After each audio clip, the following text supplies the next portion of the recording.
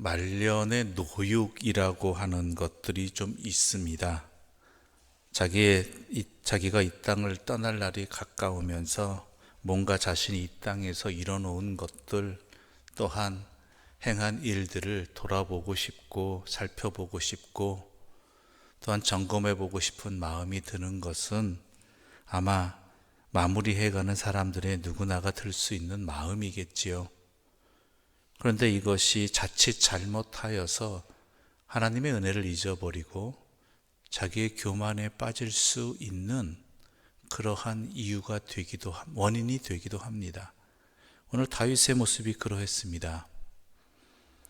분명히 다윗은 자신의 이 땅을 떠날 날이 가까움을 알았을 것이고, 그래서 그동안 그가 그토록 수고하고 애쓰고 노력하면서 이뤄놓은 것들이 결과들이 어떠한가를 점검해 보고 싶었을 것입니다.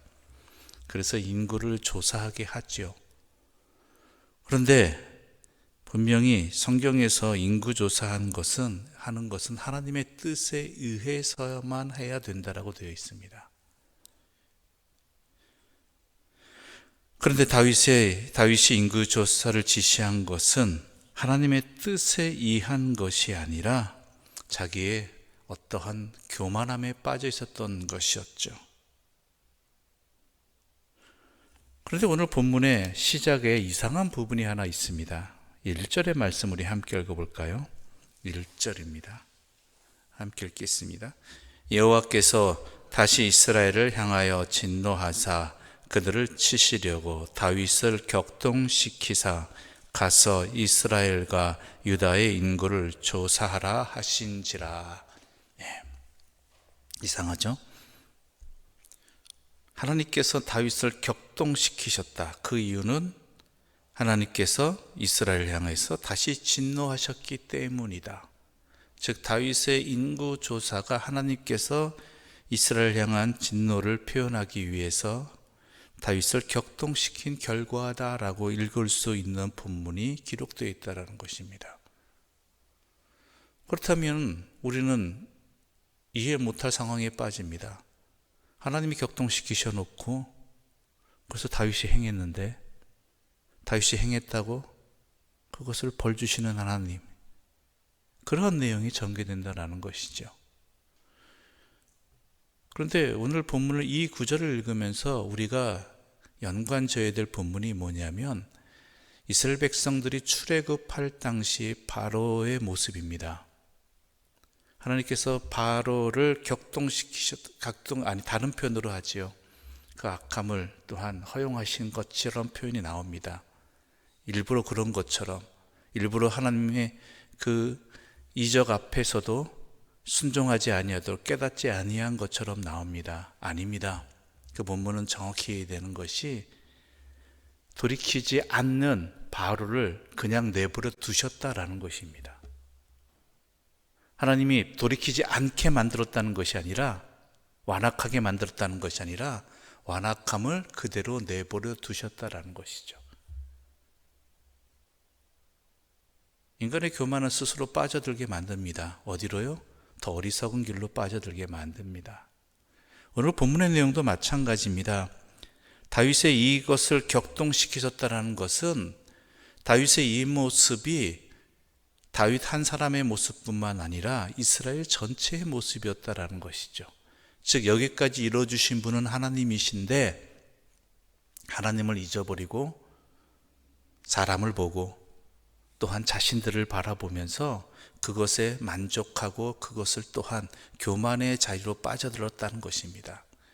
또 하나 이유로 성서학자들이 보는 것 중에 하나가 다윗 왕 때의 여러 반역의 사건들을 통해를 하나님께서 심판하시기 위해서였다라는 것이죠. 그런데 만약에 하나님께서 이 백성을 용납하셨다라면, 사랑하셨다라면 다윗이 이런 마음을 품었을 때 바로 어떻게 말리셨을 것이에요. 행하기 전에 어리석음을 깨닫게 해주셨을 거예요.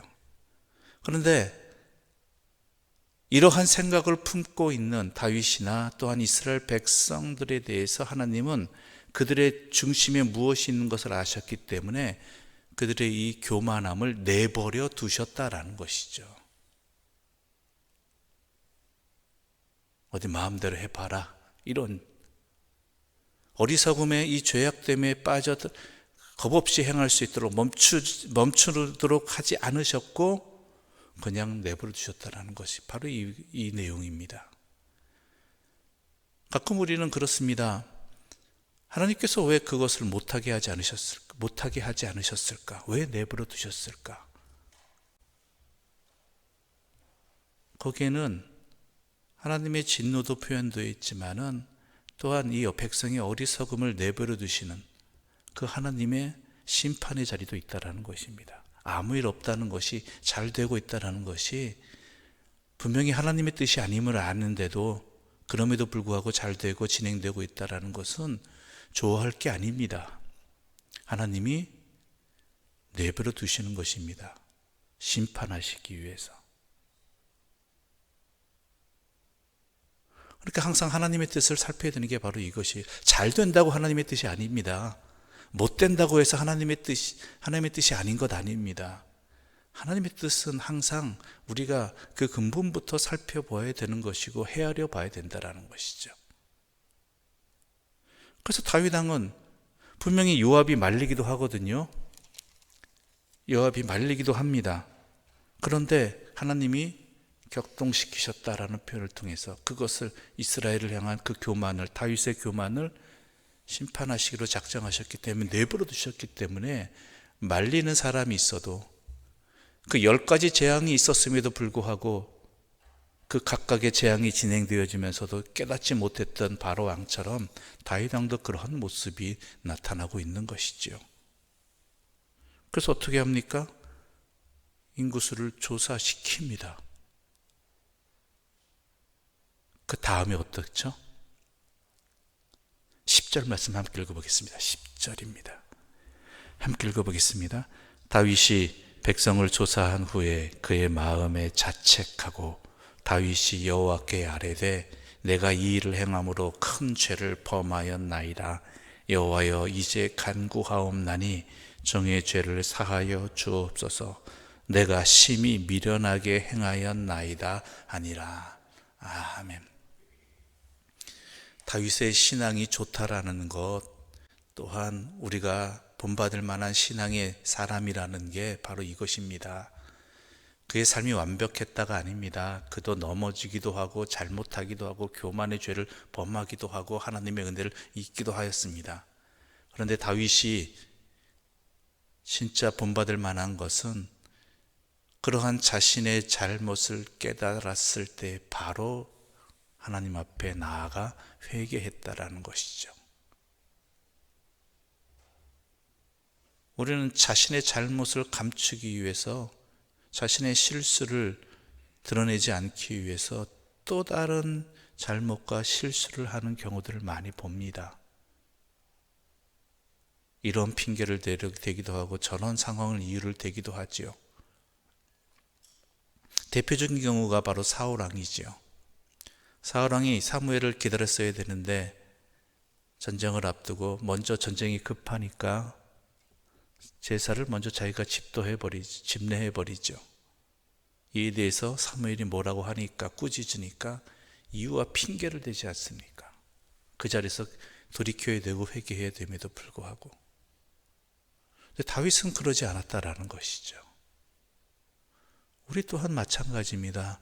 우리 모두 연약한 자입니다. 우리도 다 넘어지고 또한 잘못된 일을 선택할 때도 있습니다. 그러나 그때 하나님께서 돌이키게 깨닫게 해주시면은 우리 자신을 바로 회개의 자리로 나가는 그러한 믿음이, 그러한 신앙의 모습이 우리 가운데 있어야 한다라는 것이죠. 그것이 하나님께서 기뻐 받으시는 모습입니다.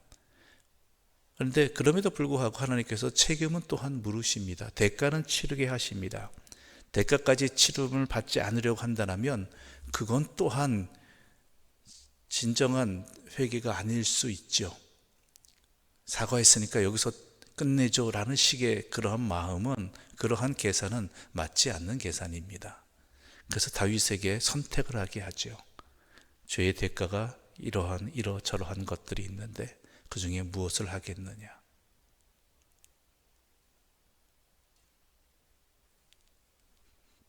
다윗은 또한 그 모든 대가를 치르고 물론 하나님께서 멈춰주셨죠.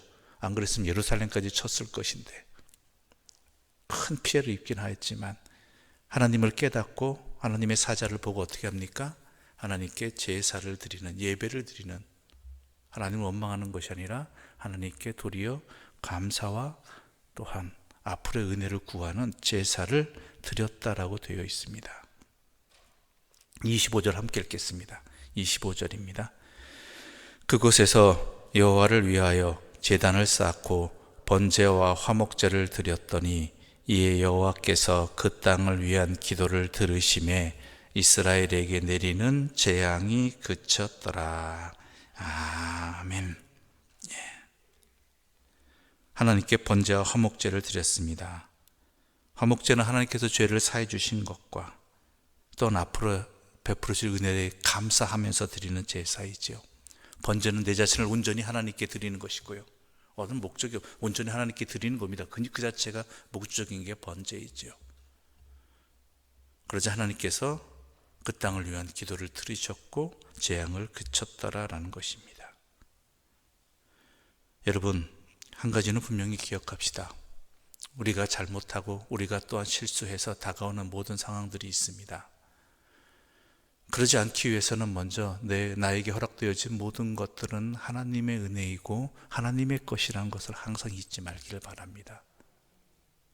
그리고 또한 내가 잘못하고 실수하고 또한 어리석은 일을 범했을 때 하나님이 깨닫게 하신다면 이런 핑계 저런 이유 대지 말고 하나님 앞에 나아가서 고백하고 회개할 수 있는 그러한 믿음의 모습이 하나님의 자녀로서의 모습이 있기를 바랍니다. 이렇게 살아갈 수 있다라면 우리의 삶은 하나님이 기뻐하시는 그런 복된 삶이 될 것입니다. 기도드리겠습니다. 하나님 아버지 감사합니다. 하나님을 향해 열심히 살았고 또한 모든 것을 견디며 인내하면서 하나님과 함께하였던 다윗이 그의 노년에 안타까운 모습을 행하였음을 보았습니다. 하나님의 뜻을 따른 것이 아니라 자신의 교만함에 의해서 하나님께서 주신 것이 아니라 자신이 이루었다라는 마음이 들어서 하나님 앞에 행하지 말았어야 될 행동들을 행하고 그로 인해 또한 온 이스라엘이 하나님의 심판 앞에 서게 되는 모습을 보았습니다.